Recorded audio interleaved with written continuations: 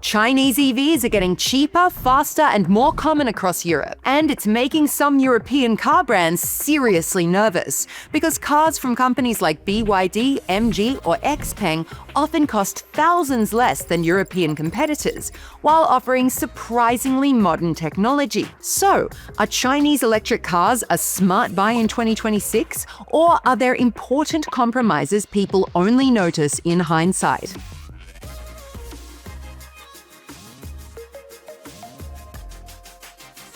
Hi, I'm Amy from GoE, and today we're looking at what you really need to know before buying a Chinese EV in Europe. Chinese car manufacturers have developed incredibly quickly over the past few years. In fact, they are already accounting for around 12.5% of battery electric car registrations in Europe. Quite impressive for car brands that were almost unknown here not that long ago. So, they are clearly doing something right. And one of the biggest reasons is simply the price. Chinese electric cars are often noticeably cheaper than comparable European models. Not just slightly cheaper, in many cases we are talking about 25 to 30% less than comparable European models. Take the MG4 made by Chinese-owned SAIC and compare it to the VW ID.3, two compact electric cars aimed at exactly the same buyer. In the UK, the MG4 starts at around £23,500, while the VW ID.3 starts at roughly £30,000. That's a difference of almost £7,000 for a car that covers the same everyday needs. In Germany, the gap is similar.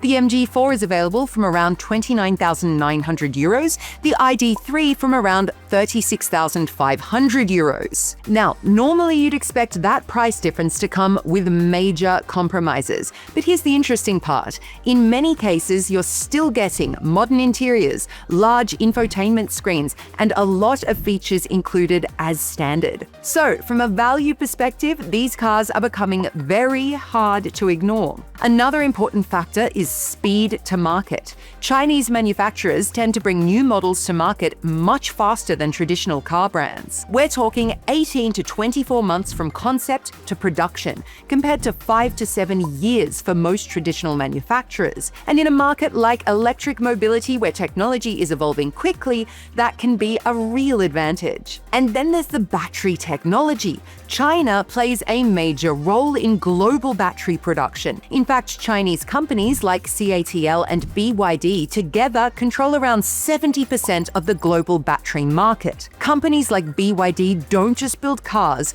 they also produce their own batteries and control up to 75% of their own supply chain. And that gives them a strong advantage when it comes to cost, efficiency, and supply chains. So, which brands are relevant in Europe right now? The most established one is probably MG, especially in the UK, where the brand is already very common and reached 1 million European sales in 2025. Then there's BYD, which is expanding rapidly across Europe and becoming one of the most important players in the EV market. Then there's Geely, the Chinese automotive group that owns Volvo and Polestar, and also co-owns Smart together with Mercedes-Benz. So, even if you don't realize it, you may already be looking at Chinese-backed vehicles. Newer brands are also entering the market, like XPENG, Zeekr, Leapmotor, Omoda, or Hongji, and several of them are expanding very aggressively across Europe. Others are clearly targeting the premium segment, competing directly with Tesla and German manufacturers. And it's worth knowing that Leapmotor, for example, is now being distributed through the Stellantis dealer network,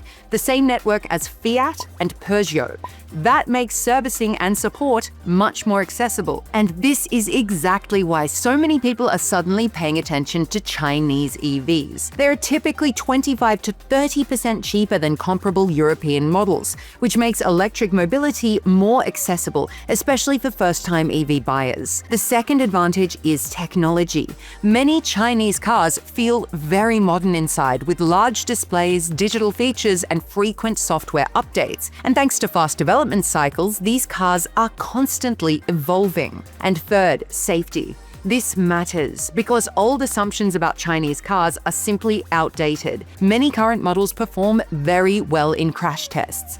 BYD models such as the Atto 3, Dolphin, and Seal have achieved 5-star Euro NCAP ratings, as did the MG4 and the ZS. So, a lower price does not automatically mean lower safety. But, and this is important, there are also some downsides you should be aware of. One of them is the software experience. Even though these cars are very tech-focused, the systems don't always feel as polished. Menus can be confusing, translations aren't always perfect, and usability can vary. Another thing worth mentioning is the heavy use of touchscreens. That might look modern, but in everyday driving, it's not always practical, especially if basic functions are buried in menus.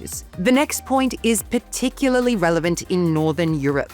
Climate performance. Some models have shown weakness when it comes to heating, demisting, or maintaining stable cabin temperature in cold conditions. And if you're driving in places like Finland or Denmark, that's something you definitely need to consider. And finally, resale value. Many of these brands are still relatively new in Europe, so it's hard to predict how well they will hold their value over time. Now, let's talk about pricing in more detail. The advertised price doesn't always tell the full story. Yes, Chinese EVs are often cheaper, but in Europe, the final price depends on things like import tariffs, taxes, and local incentives. And these vary significantly. For example, the EU currently applies a tariff of around 17% on BYD vehicles, around 31% on NIO, and as much as 35% on SAIC, which is the company behind MG. Remember our earlier example? Despite that tariff, the MG4 still manages to undercut the ID3 significantly,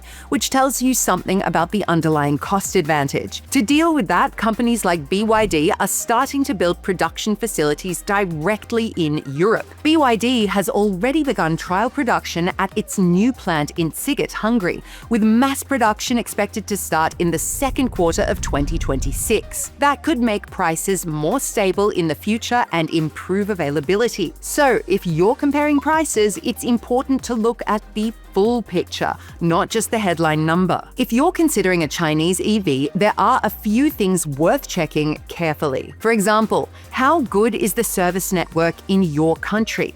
How polished is the software in everyday use? How well does the car perform in winter conditions? And how confident are you concerning long-term updates, spare parts, and resale value? Because these are the areas where the real ownership experience can differ the most. So, are Chinese electric cars worth considering? Yes, definitely. They offer strong value for money, modern technology, and competitive battery systems. And in many cases, they're pushing the entire market forward. But they're not automatically the best choice for everyone. If your priorities are long-term reliability, resale value, or a very polished driving experience, then it's worth comparing carefully with more established brands. In the end, there's no right or wrong decision. It depends on what matters most to you. But one thing is clear, Chinese electric cars are no longer a niche option. They are becoming a serious part of the European market, and they're changing the competition. So, what's your take? Would you consider buying a Chinese electric car? Let us know in the comments. We'd love to hear your thoughts. And I will see you in the next video. Take care, Amy from GoE.